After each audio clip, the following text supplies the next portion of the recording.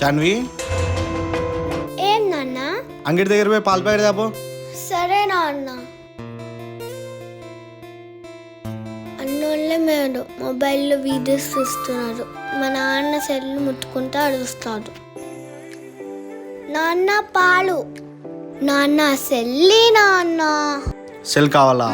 Homework రాసావా? సరే, homework రాసేసి cell తీసుకో.